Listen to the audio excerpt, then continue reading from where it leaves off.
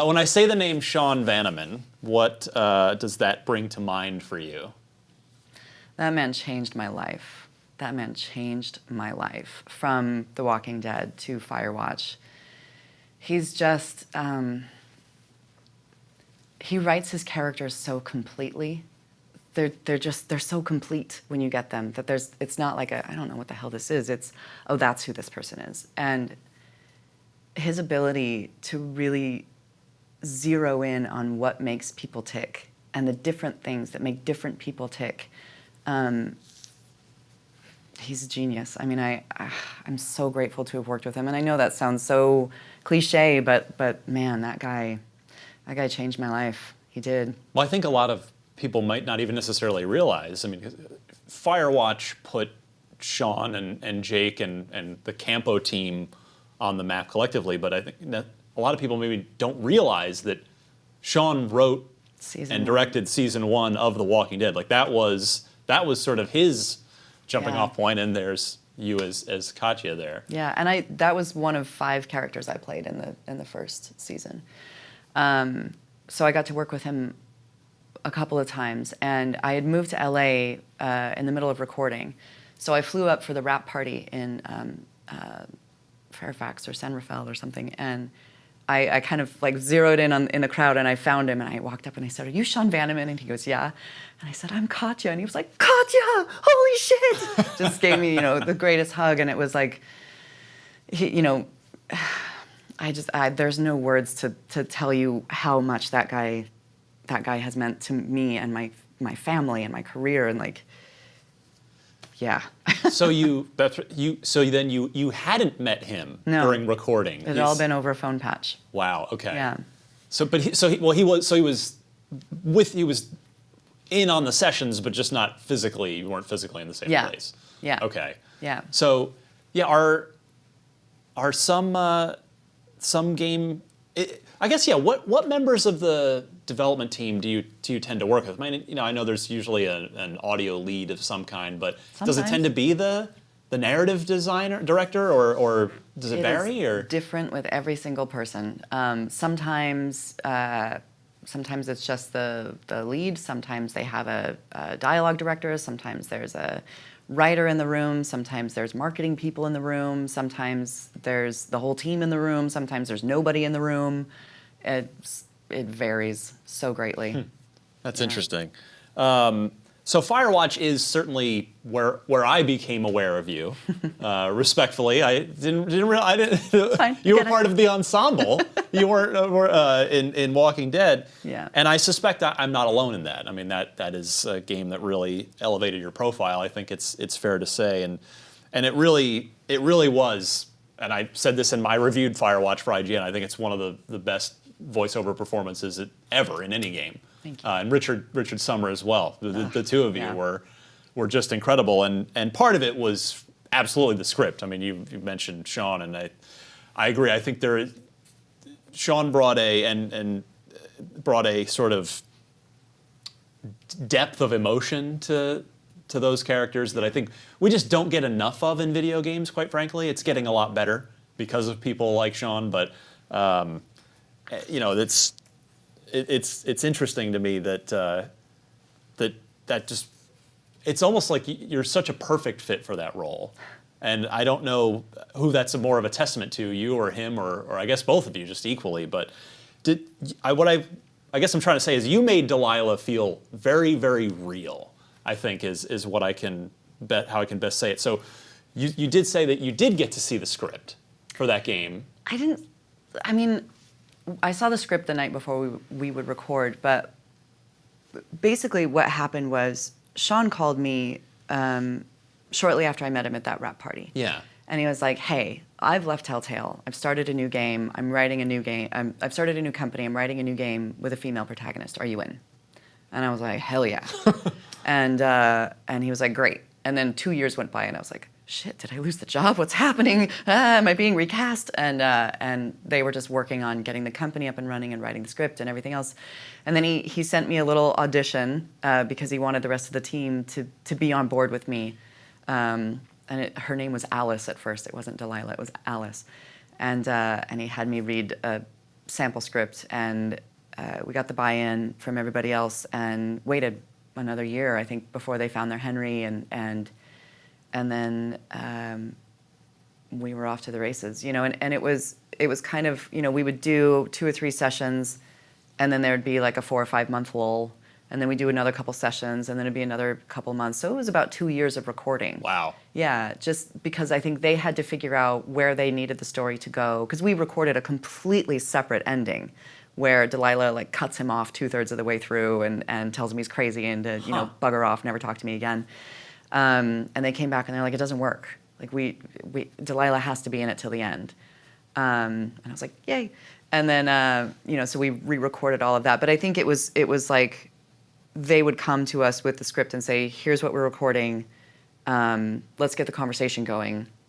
And then we'd all jump on and you know, I would record from my home studio, Rich from his home studio, and then we'd Skype in with Sean and record it like an actual conversation. So that helped tremendously to see what was working, what felt real, what jokes were landing or not landing.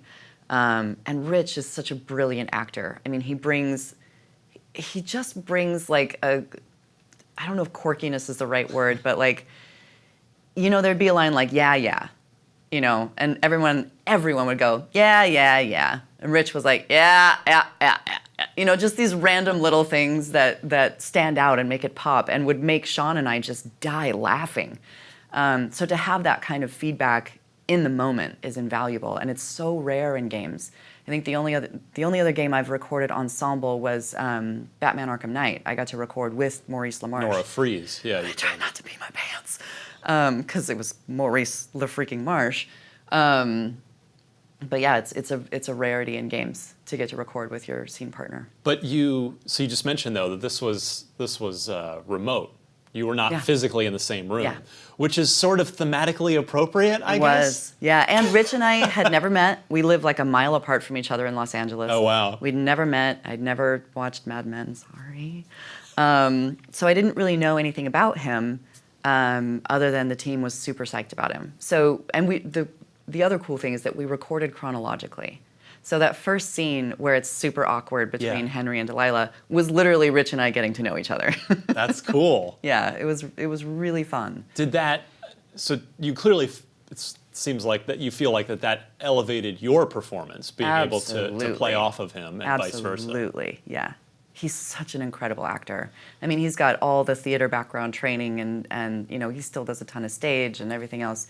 He's just a remarkable actor, and so having the ability to, me with like nothing in my background other than a business degree, to get to play in that same sandbox was just mind-blowing. So if the script was in pieces for Firewatch along the way, when did you first get the sense that it was going to be something special? I mean, you're obviously, you're already excited. Sean asks you, with no project, are you in? And you say yes, but when did you first get the sense that, oh, wow, this is going to be something good? Honestly, I was terrified. The night before it came out, I don't think I ate anything. I felt like I was going to throw up all over the place. Because I'd never been a lead. And that's a lot of pressure, because if it sucks, it's on you, but if it's great, it's on you, right? I was terrified. I knew the ending was going to be polarizing. I won't spoil it, but I knew that... It's been 2 years. Yeah, whatever. You haven't played it by now. It was just on Steam Summer Sale. It's a 5-hour game. It was on sale for like $5. You should have bought it. Come on. I knew the ending was going to be polarizing, but I didn't know how well it was going to be received.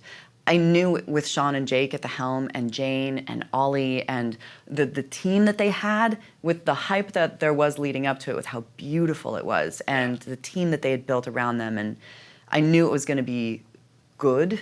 I didn't know it was going to be what it was. Yeah. And I'm so grateful, because that team poured their heart into that game. Were you sort of keeping an eye on the trajectory of the game, in the sense, because like from our side, like we had a pretty good idea that it was going to be something special. Just, I guess, well, partially I've been doing this long enough where I kind of have a spidey sense about it. It's not always right, but more often than not, it's right. And just from from the talent involved and then seeing that art direction, that art style from Ollie Moss, we kind of had a feeling, hey, this is gonna be pretty good. And then we had some exclusive gameplay chunk of it that did like over 1 million views, and we were all like, what? Yeah. And that was sort of when we were kind of thinking that this was. Were you tracking any of that? Were you like seeing sort of the interest, or is that not on your radar? No, because I'll drive myself crazy with that. Because you always see with like a movie coming out of like, oh, it's gonna get so and so an Oscar nom and get ready, and then it just tanks. And as an actor, I can't put all my eggs in that basket. Like I've still got to go out and hustle and get the other jobs and get that going. But I knew with Sean and Jake and Jane and Ollie and Ben and that team, I knew it was in good hands. I just didn't know how big it was going to get. Did you read reviews? I did a little bit. You looking for your name? Well, I would. Because it's super weird. Like I'd only ever been a side character. Right. So it was weird to start having this stuff. Entertainment Weekly did a thing on it. They mentioned Rich's name, but not mine, which was cool because it's still our game, in their must list, which is great. But voice actors we're not used to getting the love. Like you don't go into voice acting to be famous, right? So it was weird to start seeing my name popping up or people sending me articles or getting marriage proposals on Twitter, things and some other letters that were a little unsavory. But it's still a trip. I mean, I literally just got a tweet yesterday that was like, "You broke my heart in Firewatch." Sorry. Thanks for playing. Bye. Did you play the game like when it came out? Are you a gamer, or do you just watch it on YouTube, or like because if you just built it in pieces, you hadn't seen the full product. Yeah. I take it. I'm a terrible gamer. So I learned how to play on the old school NES flat Yeah, paddles. absolutely, of course. But I learned to play like this so that I could run super fast and then jump and my feet would still be kicking through the air because I thought it was hilarious. Track and field, you got to do it. Little Mario running through the air. So when the new paddles came out and they were all thumbs, I was like, I don't, and I backed off. And now I don't have the time to pour into gameplay. Yeah.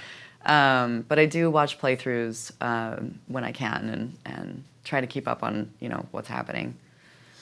So, you kind of covered how many.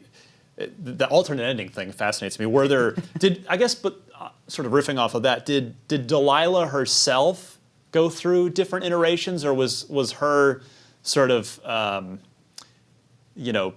I don't know if dark humor, but just very, very like straight to the point, wry sense of humor. Was that always there, or did she sort of change as a character? That was always there. And I might be misquoting Sean, and I hope I'm not, but I seem to remember him saying that he kind of wrote that as a riff on me, because I'm pretty wry with my friends and kind of a dork.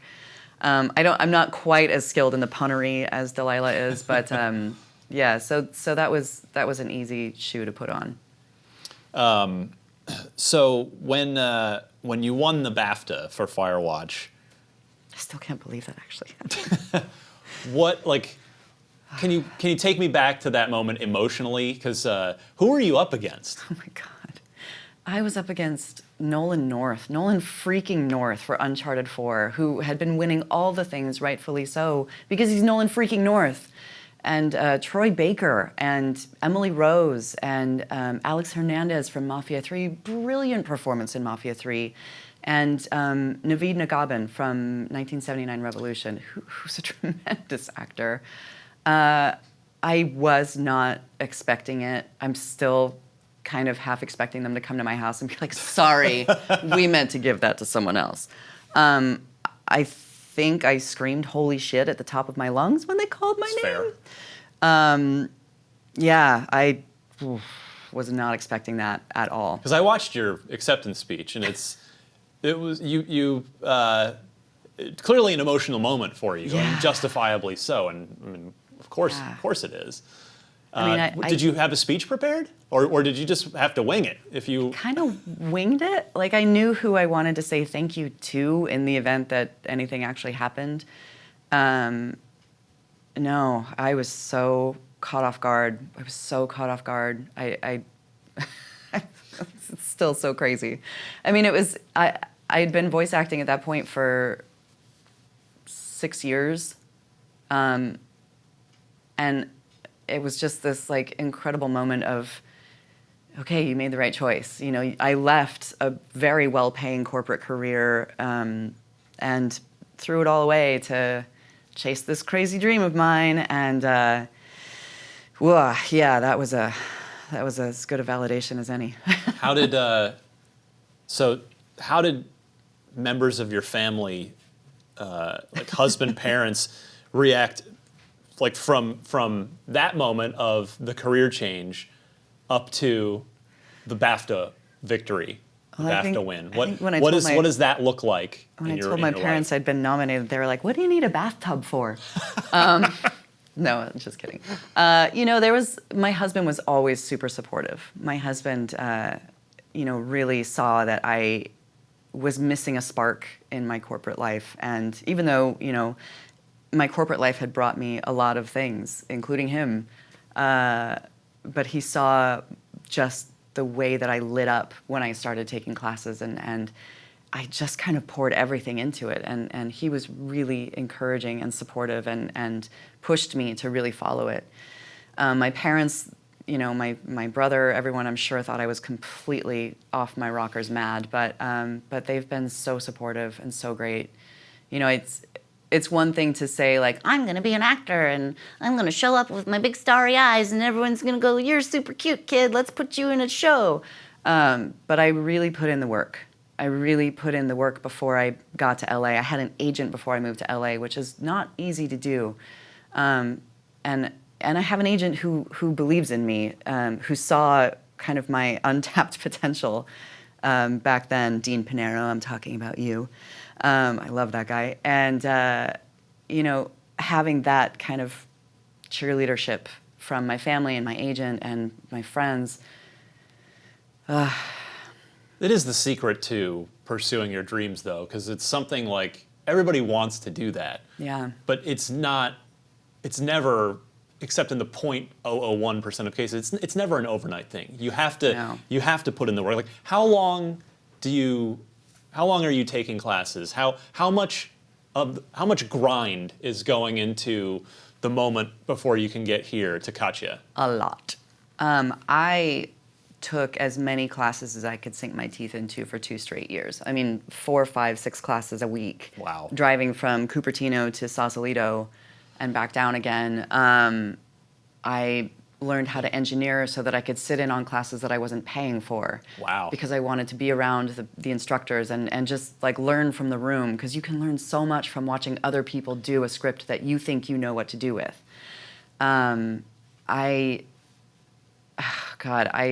I spent a lot of money and a lot of time making sure I had my shit together before we took the plunge and moved to LA.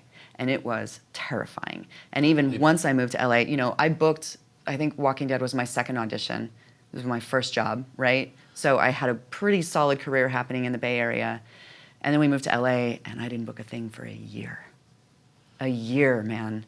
And I was freaking out. I was having panic attacks, and my husband was still commuting back up here, and, you know, God, what have I done? I've moved our family, and I'm failing, and my agent called me one day, and he was like, "Oh my God, you're so desperate to book. I smell it in your slate," which is, you know, you say your name before you launch into the audition. Cissy Jones, da-da-da.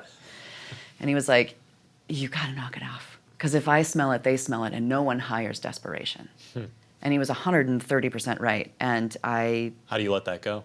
Yeah, you find coaches and other classes and find ways to start building up your confidence elsewhere, and you just have to figure out a way to bring it into the booth. And then once I shook myself out of that, I booked Ralph's. Was there like a moment or an audition where you felt like you'd cleared that hurdle, or Never. No? It's never. I mean, it's like, I'm pretty confident now because, you know, You should be. people know who I am for the most part, or like, you know, I'm confident in my reads. I know what my brand is. Yeah. But you know, there's always dry spells. There's always peaks and valleys, and it's learning how to survive in the valleys that get you through the peaks. Well, that's exactly what I wanted to cover next. Actually, is you hear in the on-camera acting world, you sort of hear about like the Oscar bump where somebody gets an Oscar nom, or I guess maybe it's just an Oscar actual win, and then they start getting like way more offers. And does that after BAFTA do things change at all, or is it continue to be business as usual? Not that business is bad, of course, but is there any noticeable increase in things coming your way? Or no, I mean there's more name recognition. So if I'm auditioning for a role against 2,000 other people, and my name comes up, it's you like, go right to the top of the okay, we know her. Let's put her in the maybe bin. Right. But part of what I really focus on doing is just making sure people know who I am, right? So when I worked in the Silicon Valley, I had this incredible boss who we'd do a brown bag lunch once a week, and he would teach me about business. And one of the most important things he taught me was who you know will get you to the table, and what you know will get you through the door. So go out, make friends, be cool, don't be an asshole. Like, it's surprising how relevant that is. It's true. And so I spend a lot of my time making new friends and meeting people and having dinners and having a good time, because I love this business and I want to work as much as I can. And most of the other people in this business are super, super rad, right? So what a great group of people to make friends in. And then it helps that, okay, I'm people know me from that thing, and my name comes up in this other casting, and great, let's give it a shot. Do you get notes on that note? Do you get like little notes or things, text messages from the Nolan Norths or other nominees, other actors after you get a win like that? No, I mean, I met Nolan and Troy at BAFTAs, and they were amazing. But yes, my friends, I mean, Melissa Hutchison, who's been nominated twice, is one of my dearest friends. And she was, oh my God, my phone blew up. I was in such a state of shock, I couldn't handle anything. But I met Ashley Johnson the other day, and she was like, hey, congratulations. And I was like, says the two-time winner, congratulations to you. It's such a cool group of people. It's such a cool group of people.